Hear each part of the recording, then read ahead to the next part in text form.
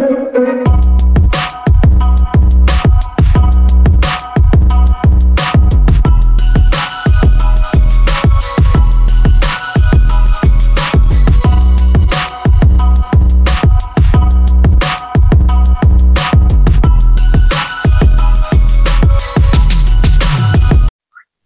नमस्कार. मी अनिता तुमचे स्वागत करते माझ्या नवीन एका व्हिडिओमध्ये आणि आशा करते की तुम्ही सगळे पण मस्त आणि मजेत असाल. आता इथे दुपारचे 3:45 वाजलेले आहेत आणि आम्हाला जायचंय लग्नाला. तर संभाजीनगरला लग्न आहे माझ्या बहिणीचं, तिथे जायचंय. आणि इथं ऋषी झोपलेला आहे दुपारचा. रुद्र असा लोळत पडाय म्हणजे जेवढे काही कपडे काढले तेवढे बॅगमध्ये भरून ठेवा. जायचं आहे उद्या. तर उद्या आहे रविवार. ऋषी झोपलाय तर आता ही बॅग पॅक करून घेते. पूर्ण जेवढे कपडे काढलेले आहेत तेवढे ठेवून देते व्यवस्थित. आणि जे लग्नाच्या दिवशी घालायचे कपडे ते काही कॅरी बॅग मधून काढले नव्हते, ते असे एकदम खालती बुडाला घालते.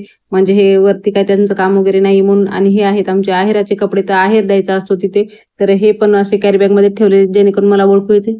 आणि हे रुद्रचे आणि ऋषीचे कुर्ते, तर त्यांच्यामध्ये त्यांचे पायजमा ठेवून देते, कारण याचा त्याला आणि त्याचा याला होऊ नये म्हणून. आणि बॅग पॅकिंग तर काय आपली जाऊस तर पण होतच नाही, सारखं चालूच राहतं. जाऊस तर काही ना काही राहतच भरायचं त्याच्यामध्ये. तर हे ऋषीचे कपडे आहेत छोटे छोटे, ते मी एका साईडला ठेवून देते, कारण तेच सारखे सारखे मला काढावं लागणार, दुसरे तर काही एवढे काढायची गरज नाही. आणि साड्या वगैरे काय ज्या घेऊन जायच्यात ते मी साडी कव्हरमध्ये ठेवलेल्या होत्या, कारण त्या इझिली आपल्याला भेटतील पण म्हणून.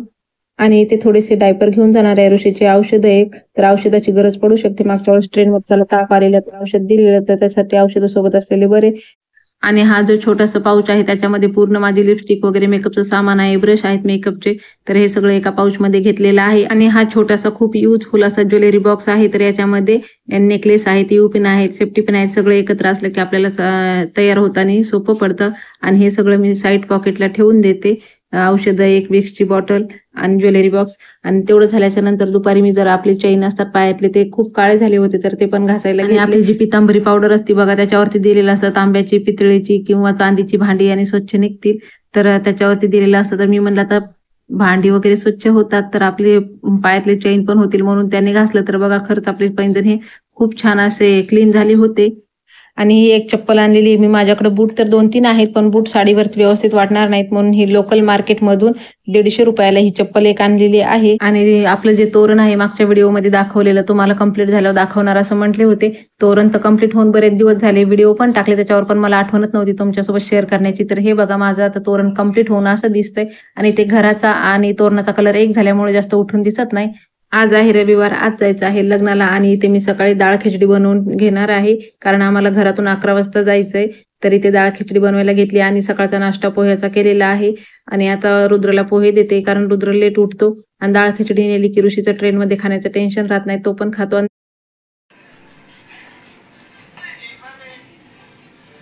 खा पोहे.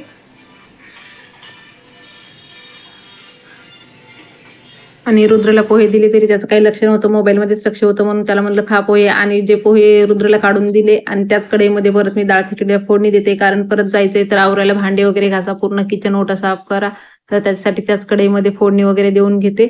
आणि मस्त आपली डाळ खिचडी बनवून घेते.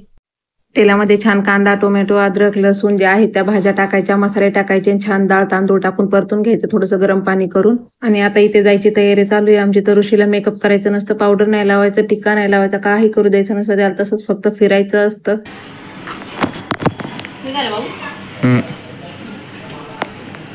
ऋषी कॉकरोच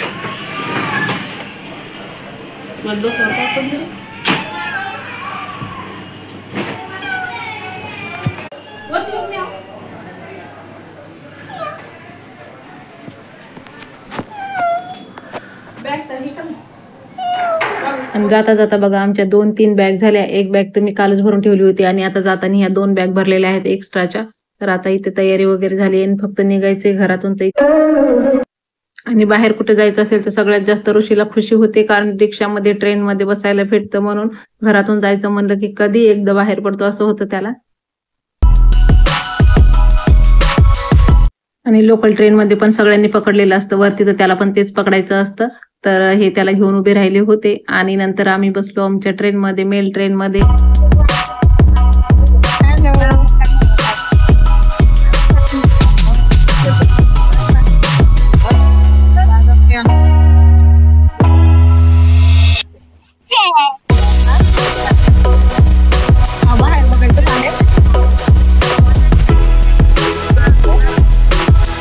बघता बराच टाइम गेला होता. आमचं दुपारचं जेवण वगैरे झालं होतं आणि रुद्र मस्त झोप घेत होता. ह्या शेटला काही झोप येत नव्हती, याची मस्ती चालूच होती. तर याला काकडी दिली तर काकडी खात होता आणि तसंही याला 3च्या नंतरच झोप येते.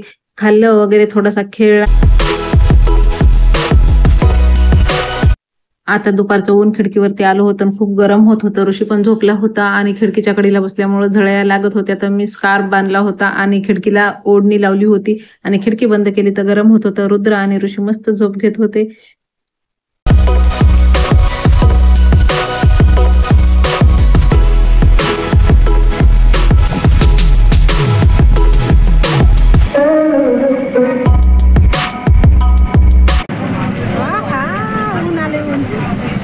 काय दिसत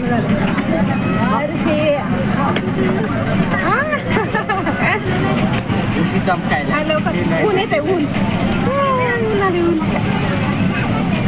हॅलो कर ना हॅलो कर ना. संध्याकाळचं कोवळं ऊन ट्रेनमध्ये आलेले आणि दोघांचे पण मस्त झोपी झाल्यामुळे फ्रेश झाले होते आणि मस्ती करू लागले. आणि नंतर आम्ही संभाजीनगरला पोहोचलो. हे आहे संभाजीनगरचं स्टेशन.